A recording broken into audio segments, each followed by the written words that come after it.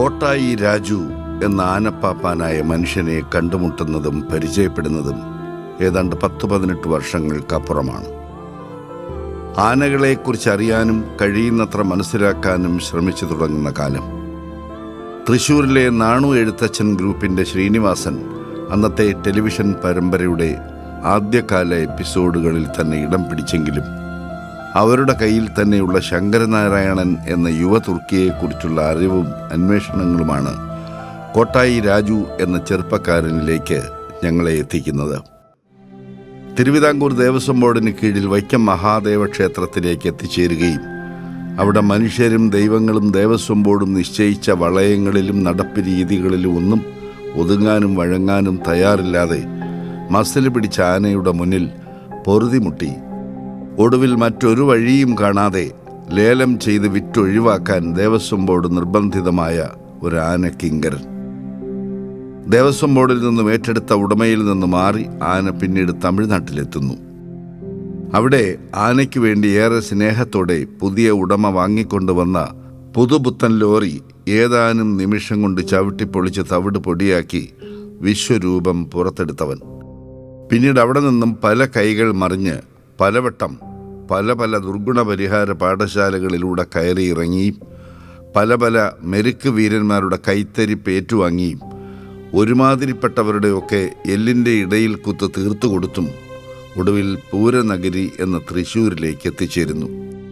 അവിടെ മുതലാണ് അവൻ തല്ലുകൊള്ളിയും തലതെറിച്ചവനും എന്ന പേര് മാറ്റിയെടുത്ത് കേരളത്തിലെ എണ്ണം പറഞ്ഞ ഗജവീരന്മാരുടെ നിരയിൽ ഒരു സ്ഥാനം നേടിയെടുക്കുന്നത്.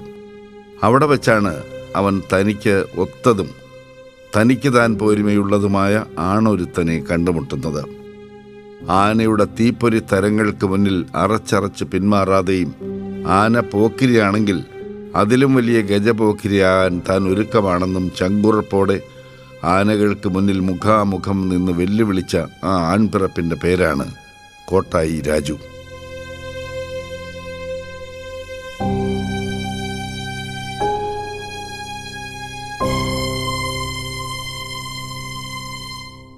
നമസ്കാരം.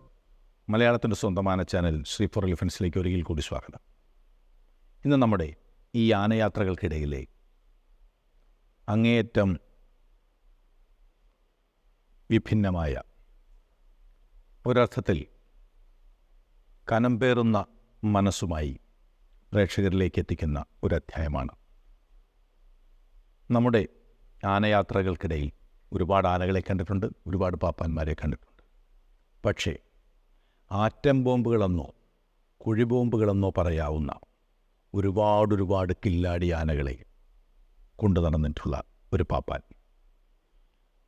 എടുത്തു പറയേണ്ട ഒരു കാര്യം, കയറിയതത്രയും തീപ്പൊരി കുരുപ്പുകൾ. പക്ഷേ അദ്ദേഹത്തിൻ്റെ കൈകൊണ്ട് ഒരാന പോലും ഇന്ന് വരെ അപമൃത്യു വരിച്ചിട്ടില്ല. ശ്രീ കോട്ടായി രാജു. ഏതാണ്ട് 2 വർഷങ്ങൾക്ക് മുമ്പ് നമ്മളുടെ ഈ പുതിയ ചാനൽ ആരംഭിക്കുന്ന അവസരത്തിൽ കോട്ടായി രാജുവുമായി ദീർഘമായ ഇൻ്റർവ്യൂ നമ്മൾ ചെയ്യുകയുണ്ടായി. അദ്ദേഹത്തിൻ്റെ ജീവിതം, ആനകൾക്കൊപ്പമുള്ള അദ്ദേഹത്തിൻ്റെ അനുഭവം, എന്താ പറയുക, അതൊരു സ്വപ്ന സമാനമാണ്. അത്ഭുതത്തോടുകൂടി മാത്രമേ നമുക്കത് കേട്ടിരിക്കാൻ കഴിയൂ.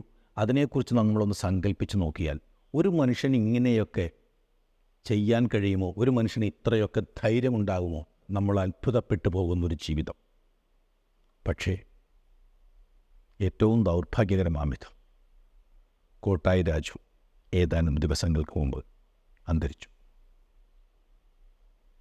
ഈ കഴിഞ്ഞ ബുധനാഴ്ച ജൂലൈ 10-ാം തീയതി ഉച്ചകഴിഞ്ഞ നേരത്ത് കോട്ടായി രാജു തൻ്റെ ജീവിതത്തിലെ എല്ലാ പരീക്ഷണങ്ങൾക്കും അവധി കൊടുത്ത് ഉപചാരം ചൊല്ലാതെ നമ്മളുടെ കൂട്ടത്തിൽ നിന്നും കടന്നുപോയി.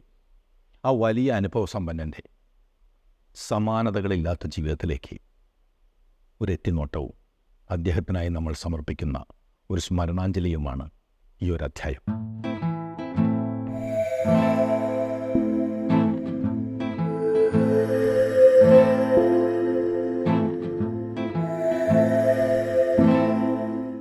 തൃശ്ശൂർ പാലക്കാടൻ മേഖലയിലെ ആന ലോകത്ത് ഒരു 10-40 വർഷത്തിനിടയിലെ ചെറിയ ചലനങ്ങൾ പോലും കൃത്യമായി ഫോളോ ചെയ്യുന്ന ആന ഉടമ കൂടിയായ ആനപ്രേമിയുടെ വാക്കുകൾ കടമെടുത്താൽ മല്ലുള്ള ആനകളെ മയപ്പെടുത്താൻ വെള്ളവും തീറ്റയും കുറച്ച് വാട്ടി ഒതുക്കുന്ന പാപ്പാന്മാരുടെ കൂട്ടത്തിലായിരുന്നില്ല രാജുവിൻ്റെ സ്ഥാനം. മറിച്ച് വയറ് നിറയെ വെള്ളവും തീറ്റയും കൊടുത്ത ശേഷം അടി കൊടുക്കേണ്ടുന്ന കയ്യിലിരിപ്പുകൾ പുറത്തെടുക്കുന്ന ഏതൊരു കൊലകൊമ്പൻ്റെ മുന്നിലേക്കും ഒറ്റയ്ക്ക് കയറി ചെന്ന് അടിച്ചൊതുക്കാൻ ചങ്കൂറ്റമുണ്ടായിരുന്ന ആൺപിറപ്പ്.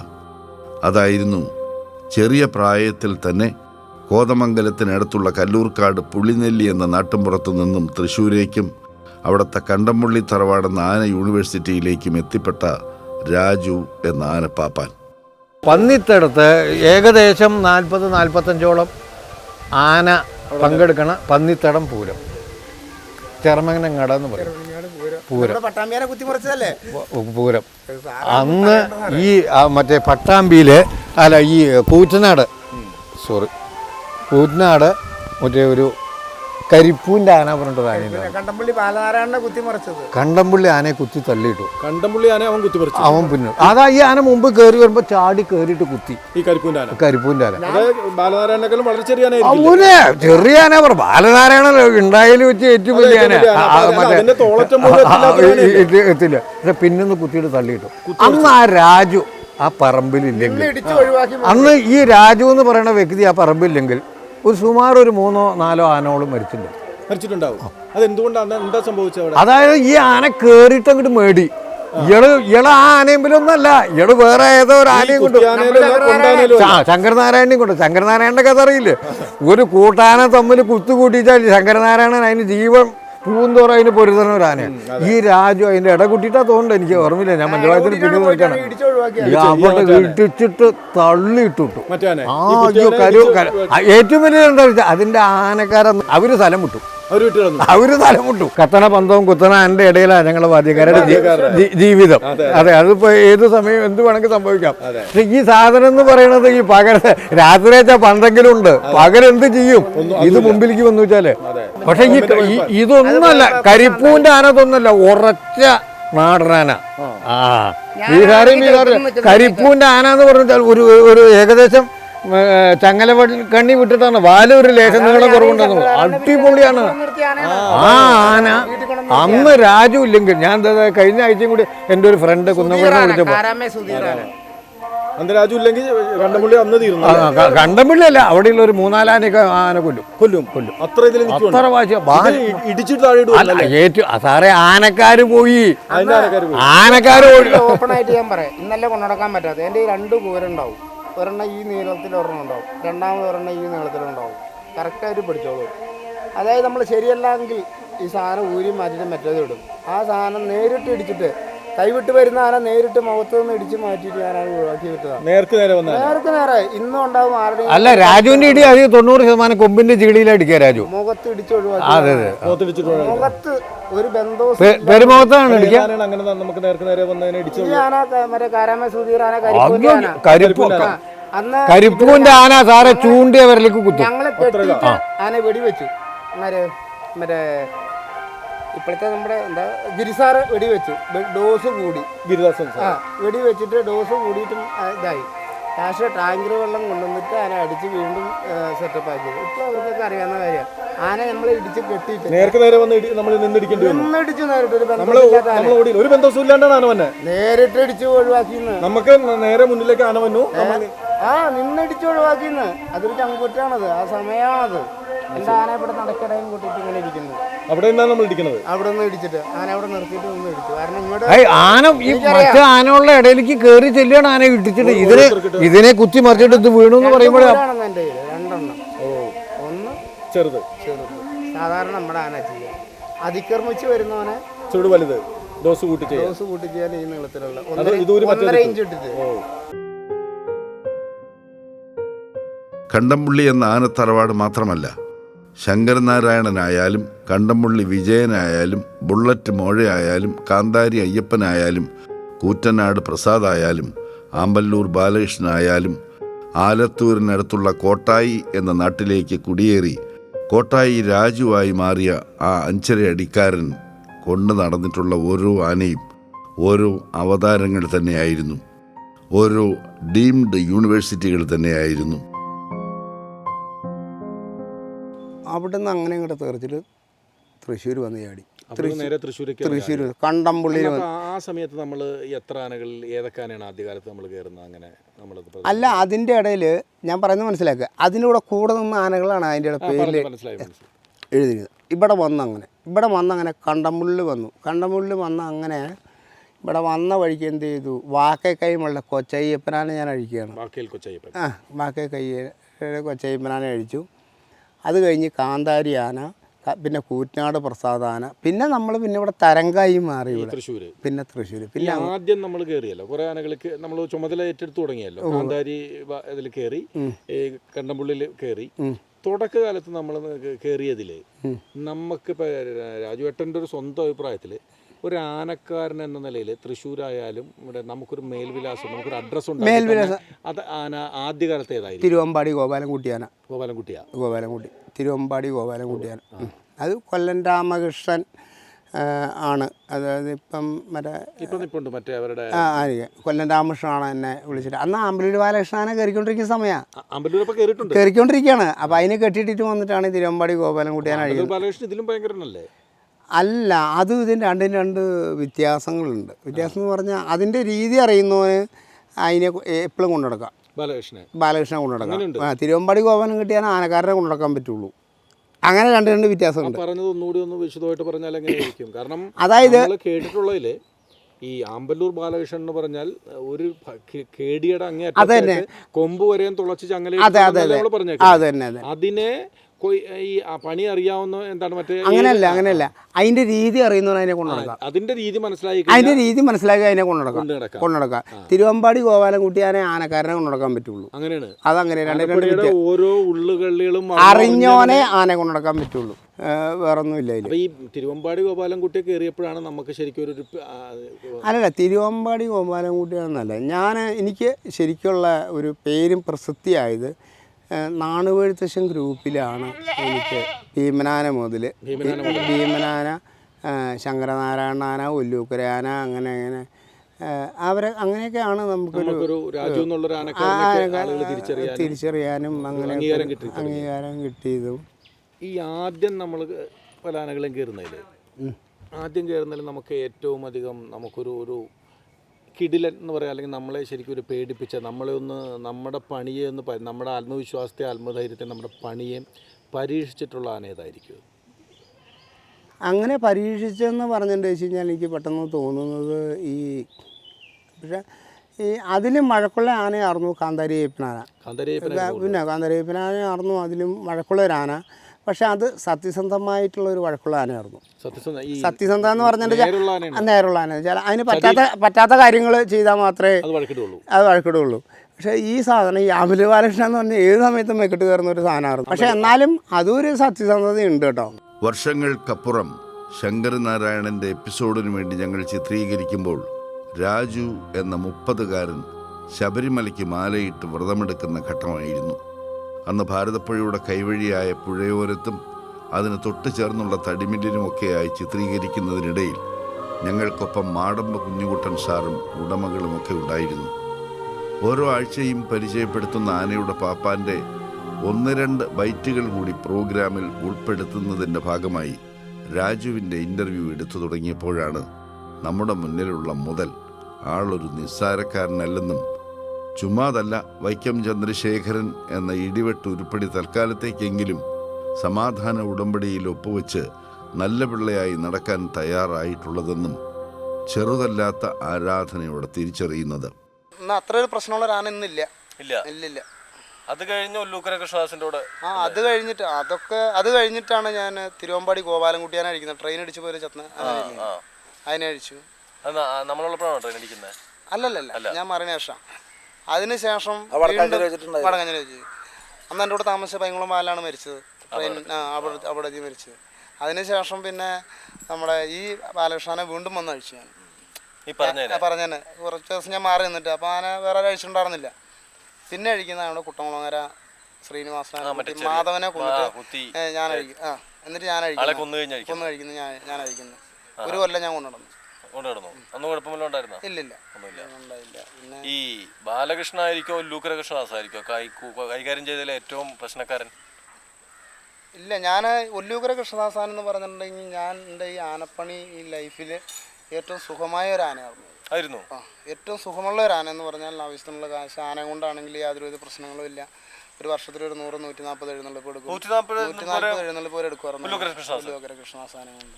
ഇന്നും സ്വാമിയുടെ അടുത്ത കണക്കുകളിരിക്കുന്നുണ്ട്. ഞാൻ എടുത്ത പൂരത്തിന് 100-140 പൂരത്തിൽ കുറയാണ്ട് എടുക്കുമായിരുന്നു ഒല്ലൂക്കര കൃഷ്ണദാസാനെ.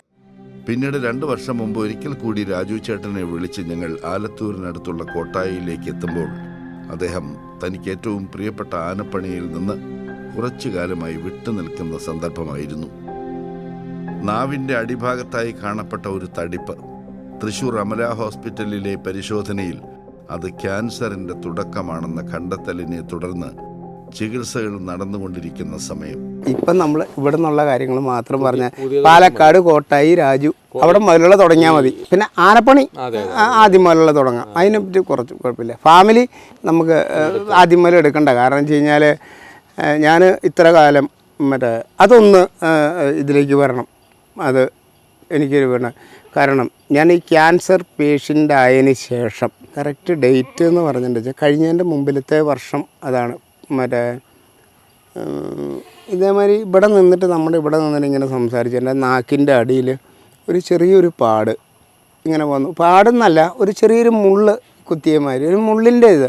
അപ്പം ഞാനെന്താ ചെയ്തപ്പം ഈ ചാള ഒക്കെ വാങ്ങുകയാണെന്ന് വെച്ച് കഴിഞ്ഞാൽ മുള്ളോട് കൂടി കഴിക്കും. അപ്പോൾ ഒരു മുള്ളു കുത്തി എന്നുള്ള ഒരു തോന്നൽ എൻ്റെ മനസ്സിൽ വന്നു. അപ്പം ഞാൻ ചെയ്ത് പല്ല് തേച്ച് നാക്ക് പഠിക്കുമ്പം അത് ഈ ഇങ്ങനെ വടിച്ചിങ്ങനെ കളയും. അപ്പോഴങ്ങനെ അതങ്ങനെ കഴിഞ്ഞു, അതങ്ങനെ പോയി കുറേ അങ്ങനെ കഴിഞ്ഞു. അപ്പം ഞാനെന്ത് ചെയ്തു, ഇവിടുന്ന് ആന കരിയങ്കോട് അന്ന് സാറ് വന്നിട്ടുണ്ടാവും, നന്ദിലത്ത് പത്മനാഭൻ്റെ ആ ഒരു പരിപാടിക്ക് വേണ്ടി സാർ അവിടെ വന്നിട്ടുണ്ട്. അവിടെ നിൽക്കുകയാണ് ഈ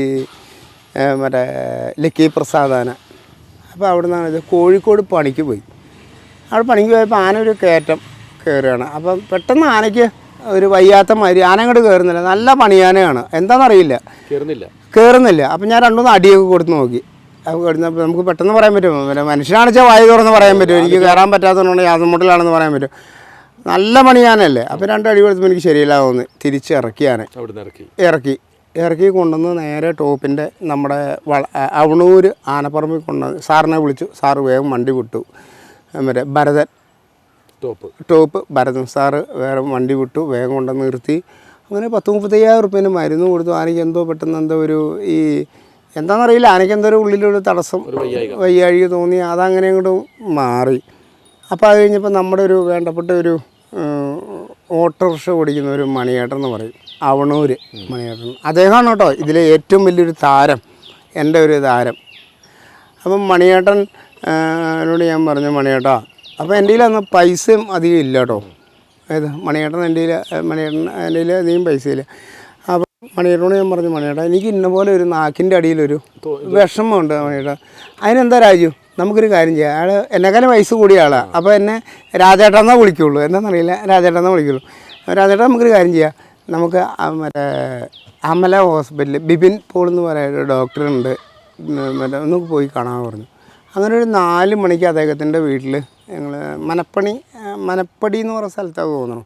അദ്ദേഹത്തിൻ്റെ വീട്ടിൽ പോയി കണ്ടപ്പോൾ പറഞ്ഞു, നാളെ ഒരു 8 മണിയാകുമ്പോഴത്തേനും ഹോസ്പിറ്റലിലേക്ക് പോയി നമുക്ക് ബയോപ്സി കൊണ്ട് നോക്കാൻ പറഞ്ഞു.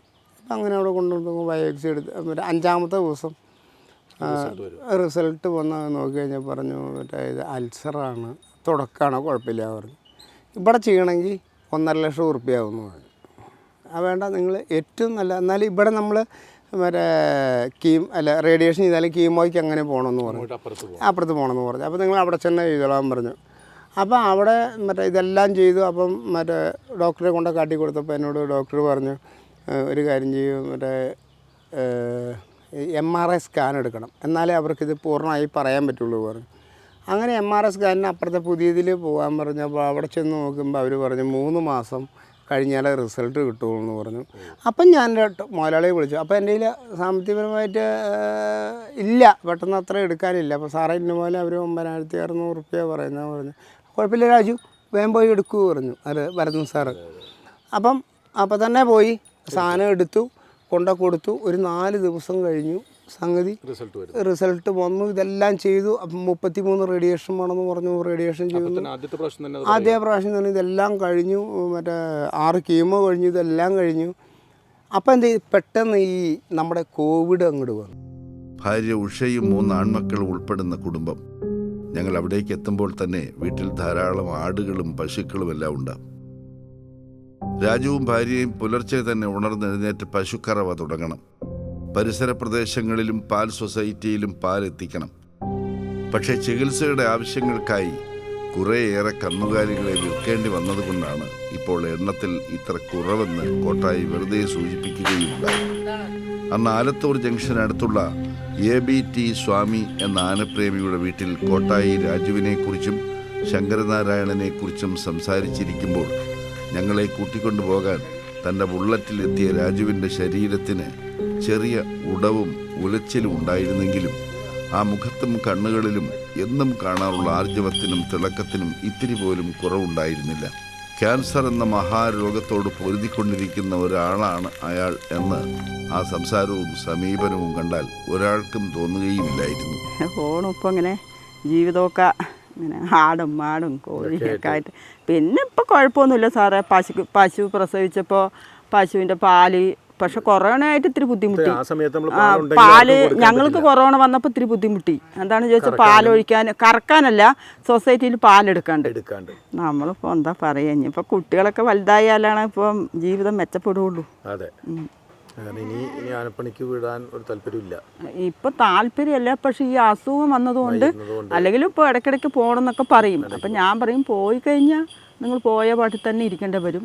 ആദ്യമൊന്നും ഒരു ബുദ്ധിമുട്ടോ കുഴപ്പങ്ങളോ ഒന്നുമില്ല. ആശുപത്രി നല്ല ലക്ഷങ്ങളായില്ലേ?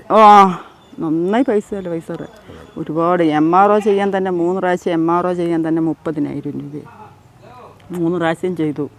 പിന്നെ ഞങ്ങൾ അവിടെ റൂം എടുത്ത് താമസിക്കുക ചെയ്തത് 3 മാസം. അത് കഴിഞ്ഞ് കുറച്ചാകുമ്പോഴേക്കും കീമോ ചെയ്യുമ്പോഴും റേഡിയേഷൻ ചെയ്യുമ്പോഴും പിന്നെ 10-15 കുപ്പി ബ്ലഡ് കയറ്റി കുറേ പ്രാവശ്യം ICയിൽ കിടന്നു. ഒരുപാട് പൈസ. മൂക്കിലും ഒക്കെ ട്യൂബിട്ടു, മൂത്രത്തിനൊക്കെ ട്യൂബിട്ടു. ഒരുപടി എന്താണ് തെര് അവർ പറയുമ്പോൾ ICക്ക് അടയ്ക്കുക അതൊക്കെ ആയിട്ട്. പക്ഷെ അപ്പോഴൊന്നും നമ്മൾ ആൻ്റെ അടുത്തൊന്നും കടം മേടിക്കേണ്ട ആവശ്യങ്ങളൊന്നും ഉണ്ടായിരുന്നില്ല. കുറേ സ്വർണ്ണങ്ങളും പശുക്കളിനെ എല്ലാം കൂടി വിറ്റിട്ട്, എന്നാലും വിറ്റാലും നമുക്ക് ആളിനെ കിട്ടണമെന്ന് മാത്രം ഒരു രക്ഷയുണ്ടായിരുന്നുള്ളൂ. പക്ഷേ പേടിയുണ്ട്.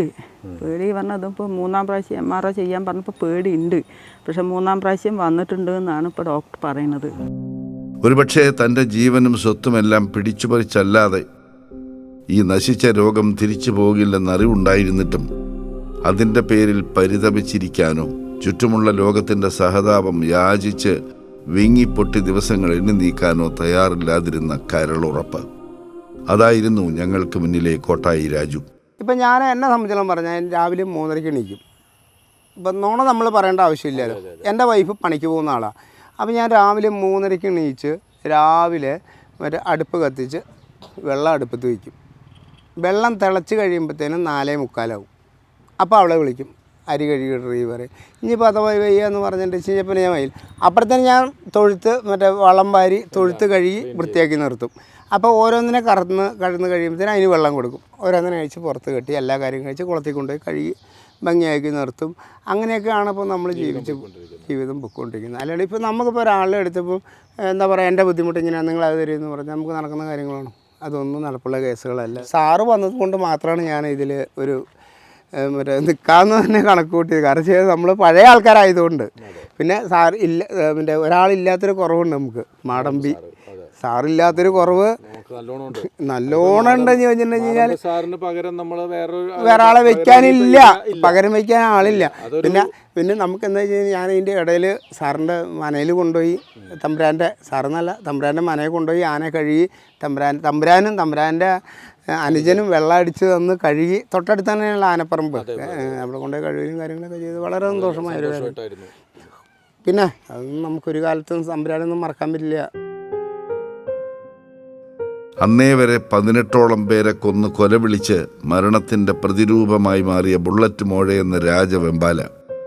അവൻ്റെ കാറ്റേറ്റാൽ പോലും മരണം ഉറപ്പെന്ന അർത്ഥത്തിലാണ് ആ മോഴയാനയെ രാജവെമ്പാലയെന്നും ബുള്ളറ്റെന്നും ഒക്കെ പേര് ചൊല്ലി വിളിച്ചിരുന്നത്.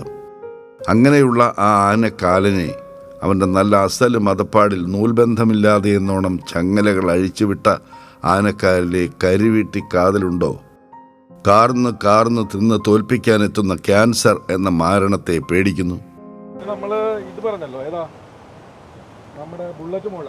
ആ ബുള്ളറ്റ് മോള ഇപ്പം രാജുവേട്ടൻ്റെ അടുത്ത് കാര്യമായിട്ട് ഒന്നും ചെയ്തിട്ടില്ല. ഇല്ലില്ല. 15 മതപ്പാടിലാണെങ്കിലും നല്ല മതക്കോളിലും അവനെ കാട്ടിലെ മറ്റേ കർണാടകയിലെ കൂപ്പിൽ വെച്ച് അഴിച്ചുവിടാൻ ഒരു മനസ്സ് തോന്നി. പിന്നെ ആന 16 ആളെ അവിടെ തീർത്തും അറിഞ്ഞ്, അതായത് റെക്കോർഡ്പരമായിട്ട് 16 ആളെ കൊന്നുണ്ടായിരുന്നു. 16 പേരെ കൊന്നു. 16 പേരെ ഒരു ദിവസം 3 ആളെ വരെ കൊന്നുണ്ട്. അതിൻ്റെ രാജവെമ്പാല എന്നാണ് അവിടെ അറിയപ്പെടുന്നത്. പണി തീർക്കുന്ന ഒരു ആനയാണ്. പക്ഷെ ആ ആന ഈ പറഞ്ഞ മാതിരി അന്നും നമ്മുടെയൊക്കെ അന്ന് എന്താ പറയുക, മക്കളും കുടുംബവും കാര്യങ്ങളും ഒന്നുമില്ല. ഇത് തന്നെ നമുക്കും ആന വലിയ ഇഷ്ടം, ആനയെ നമുക്കും വലിയ ഇഷ്ടം. അല്ലാണ്ട് നമ്മൾ ഒരു വലിയ ആനക്കാരനായിട്ടോ അല്ലെങ്കിൽ തല്ലി കുതിര അങ്ങനെയൊന്നും ഒരു പൊലിപ്പിച്ചിട്ടുള്ള ഒരു നമുക്ക് അന്നും നല്ല സീറ്റിംഗ് ആണ്. ഞാൻ ചോദിച്ചാൽ ഇത്രയും 16 പേരെ കൊന്നു. അത് നമ്മൾ പറഞ്ഞ ഈ ആദ്യം എന്താ പറയുക, അതിന്റെ മുഖത്ത് ഇങ്ങനെ കിണ്ടിയിൽ നിന്ന് വെള്ളം ജപിച്ചൊഴിച്ച ആളെ ആദ്യം കൊല്ലുന്നു. പിടിച്ചു കൊന്നുവാനാ. ശേഷം അതിനെ വിലക്കാൻ അദ്ദേഹം 3000 ഏക്കറിന്റെ ഉടമസ്ഥനെയാണ് കൊന്നാന. കൗണ്ടർ 3000 ഏക്കറിന്റെ എസ്റ്റേറ്റിന്റെ ഉടമസ്ഥനെയാണ്. അവിടെ ഗണപതിയാണ് ആന. അപ്പൊ അവരെന്ത് ചെയ്തു, ആന പൂജ ചെയ്യാൻ വേണ്ടിയിട്ട് ഈ കിണ്ടിവാലിൽ ഇങ്ങനെ വെള്ളം ഒഴിച്ചതാ ആനയുടെ നടയിലേക്ക്. ഇപ്പോഴും നമ്മൾ സാധാരണ നമ്മുടെ നാട്ടിൽ തന്നെ എവിടെയെങ്കിലും പോയിട്ട് വെച്ച് കഴിഞ്ഞാൽ പട്ടന്മാരോടെ പോയിട്ട് വെച്ചാൽ അവര് വെള്ളം എടുത്ത് കഴിയും. അതേമാതിരി ഇത് പിടിച്ചു കൊന്നുവാനാ, നേരെ പിടിച്ചു കൊന്നുവാനാ. രോഗമുയർത്തുന്ന ഭീഷണിയെക്കുറിച്ചും സാമ്പത്തിക ചെലവുകളെക്കുറിച്ചും കൃത്യമായ ബോധ്യമുണ്ടായിരുന്നിട്ടും രാജു അതിനത്ര പ്രാധാന്യം കൽപ്പിക്കാത്ത വിധമാണ് ഇടപെടാൻ ശ്രമിച്ചത്. പക്ഷേ രാജു ചേട്ടൻ്റെ അവസ്ഥ നമ്മുടെ ചാനലിലൂടെ ഒന്ന് സൂചിപ്പിച്ചാൽ നമ്മളെ സ്നേഹിക്കുന്ന കുറച്ചുപേരെങ്കിലും സഹായിച്ചേക്കുമെന്നും കുടുംബത്തെ സംബന്ധിച്ചിടത്തോളം അത്രയെങ്കിലും ആശ്വാസമാകുമെന്നും സൂചിപ്പിച്ചപ്പോൾ മനസ്സില്ലാ മനസ്സോടെയാണെങ്കിലും കോട്ടായി അതിന് സമ്മതം മൂളുകയും പാസ്ബുക്കിൻ്റെ ഡീറ്റെയിൽസും ആവശ്യമായ രേഖകളും തരാൻ തയ്യാറാവുകയും ചെയ്തു. പക്ഷേ ആ വീഡിയോസിൻ്റെ ഫൈനൽ ജോലികൾ പൂർത്തിയാവുന്നതിനിടെ പ്രിയപ്പെട്ട കോട്ടായിയുടെ ഒരു ഫോൺ വിളിയെത്തി. കോട്ടായി രാജുവിൻ്റെ ജീവിതം ഞങ്ങൾ 2 ദിവസം കൊണ്ട് പകർത്തുമ്പോൾ, അദ്ദേഹത്തിൻ്റെ കുടുംബത്തോടൊപ്പം ചെലവഴിക്കുമ്പോൾ, ആ സമയം ക്യാൻസർ ട്രീറ്റ്മെൻറ്റിൻ്റെ വിവിധ ഘട്ടങ്ങളിലൂടെ അദ്ദേഹം കടന്നു പോവുകയായിരുന്നു. പലവട്ടം കീമോതെറാപ്പിക്ക് വിധേയനാവേണ്ടി വന്നു. നല്ലൊരു സാമ്പത്തിക ചിലവ് വരുന്നൊരു സന്ദർഭമായിരുന്നു. നമുക്കും അതറിയാം. അദ്ദേഹത്തിൻ്റെ ഭാര്യയ്ക്കും അദ്ദേഹത്തിനുമെല്ലാം ഒരർത്ഥത്തിൽ ആ വലിയൊരു ബാധ്യതയെക്കുറിച്ച് അത്യാവശ്യം ആശങ്കയും ഉണ്ടായിരുന്നു. അങ്ങനെ ഷൂട്ടിങ്ങിൻ്റെ അവസാനമായൊരു ഘട്ടത്തിൽ നമ്മളൊരു കാര്യം അദ്ദേഹത്തോട് സൂചിപ്പിച്ചു. രാജുവേട്ടൻ്റെ ഇപ്പോഴത്തെ അവസ്ഥ നമ്മുടെ പ്രേക്ഷകരുമായി പങ്കുവച്ചാൽ നമ്മളെ സഹായിക്കാൻ തയ്യാറുള്ള കുറേ നല്ല മനസ്സുകളുണ്ടാവും. അവർ കാര്യമായി സഹായിക്കാതിരിക്കില്ല. അങ്ങനെ നമ്മളൊരു വീഡിയോയിലൂടെ ഈ കാര്യം പറയുകയും രാജുവേട്ടൻ്റെ ബാങ്ക് ഡീറ്റെയിൽസ്, ബാങ്ക് പാസ്ബുക്കിൻ്റെ വിവരങ്ങളെല്ലാം നൽകുകയും ചെയ്താൽ, കുറേ പേരുടെ സഹായം കിട്ടിയാൽ അത്രയും ഒരു ആശ്വാസമാകില്ലേ എന്ന് ചോദിച്ചപ്പോൾ അദ്ദേഹത്തിനും ചെറിയ രീതിയിൽ അതിനോട് അനുഭവമുണ്ടായിരുന്നു. ഭാര്യയുമായി ചർച്ച ചെയ്ത ശേഷം അദ്ദേഹത്തിൻ്റെ ബാങ്ക് ഡീറ്റെയിൽസ് എല്ലാം നമുക്ക് നൽകുകയുണ്ടായി. ആ വീഡിയോ എല്ലാം നമ്മൾ തയ്യാറാക്കിക്കൊണ്ടിരിക്കുന്നു. രാജുവേട്ടൻ്റെ നമ്മളാൽ കഴിയുന്നത് പോലെ നമ്മുടെ പ്രിയപ്പെട്ട പ്രേക്ഷകരെ നമ്മളുമെല്ലാം സഹായിച്ച് രാജുവേട്ടനെ എന്തെങ്കിലും സഹായിക്കാൻ കഴിയുന്നത് പോലെ ചെയ്യണം എന്ന് വിചാരിച്ച് വീഡിയോ തയ്യാറാക്കിക്കൊണ്ടിരുന്ന സന്ദർഭത്തിൽ, പക്ഷേ അതിൻ്റെ ഏറ്റവും അന്തിമഘട്ടത്തിലേക്ക് കടക്കുമ്പോൾ പെട്ടെന്ന് രാജുവേട്ടൻ്റെ ഒരു ഫോൺ വരുന്നു. സാറേ, തൽക്കാലം നമുക്ക് മറ്റുള്ളവരുടെ ധനസഹായം പ്രതീക്ഷിച്ചുകൊണ്ടുള്ള ബാങ്ക് ഡീറ്റെയിൽസ്, എൻ്റെ ബാങ്ക് പാസ്ബുക്കിൻ്റെ കാര്യങ്ങളൊന്നും കൊടുക്കണ്ട. അച്ഛനെ സംരക്ഷിക്കാൻ തൽക്കാലം ഞങ്ങൾക്ക് കഴിയും, നാട്ടുകാരോട് കൈനീട്ടേണ്ട എന്നാണ് മക്കൾ പറയുന്നത് എന്ന് അദ്ദേഹം സൂചിപ്പിച്ചു. അദ്ദേഹത്തിൻ്റെ ആ വലിയ മനസ്സിനോടും കോട്ടായി രാജുവിനെ എങ്ങനെയും കഴിയുന്നത്ര തങ്ങളാൽ തന്നെ സംരക്ഷിക്കണമെന്ന് നിർബന്ധ ബുദ്ധിയുള്ള ആ മക്കളോടും അദ്ദേഹത്തിൻ്റെ ഭാര്യയോടുമെല്ലാം ആ സമയം നമുക്ക് വലിയ ആദരവ് തോന്നുകയും ചെയ്തു. പക്ഷേ ഇപ്പോൾ എല്ലാ അർത്ഥത്തിലും കോട്ടായി രാജു ആ രോഗത്തിന് മുന്നിൽ കീഴടങ്ങി. അതും അദ്ദേഹം രോഗത്തെ കീഴടക്കി തന്നെ തോൽപ്പിക്കാൻ, തൻ്റെ ജീവിതം തച്ച് തകർക്കാനെത്തിയ ആ രോഗത്തോട് അദ്ദേഹം മധുരമായി പകവീട്ടുകയായിരുന്നോ ഈ തീരുമാനത്തിലൂടെ എന്ന് നമ്മൾ സംശയിച്ചു പോകും. കോട്ടായി രാജു എന്ന ധീരനായ മനുഷ്യൻ്റെ ഒരിക്കലും ഒന്നിനു മുമ്പിലും പതറിയിട്ടില്ലാത്ത ആ ചങ്കുറപ്പിൻ്റെ ചെന്തിപ്പുരിയുടെ ഓർമ്മകൾക്ക് മുന്നിൽ പ്രണാമങ്ങൾ അർപ്പിക്കുവാൻ മാത്രമാണ് നമുക്കിപ്പോൾ സാധിക്കുന്നത്. ചങ്കൂറ്റവും സാഹസികതയും പിന്നെ സൂര്യന് കീഴെ യാതൊന്നിനു മുന്നിലും തലകുനിക്കാത്ത നിർഭയത്വവും സമാസമം കുഴച്ചുരുട്ടിയ ആ ജീവിതം അടയാളപ്പെടുത്തേണ്ടതുപോലെ അടയാളപ്പെടുത്തി വയ്ക്കാൻ നേരമായെന്ന് കോട്ടായി രാജുവിന് തന്നെ തോന്നിയിട്ടുണ്ടാവുമോ?